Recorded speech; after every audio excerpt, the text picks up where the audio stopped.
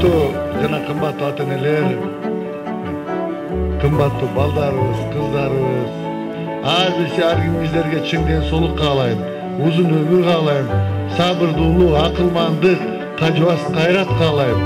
Өктөрүңөр, балдарым, кыздарым силерге бир эле нерсе, денсаулыкта болгула, өмүрүңөр узун болсун, келечегиңер кең болсун. Жаңы жылыңыздар менен дагы бир жолу. Рахмат силерге.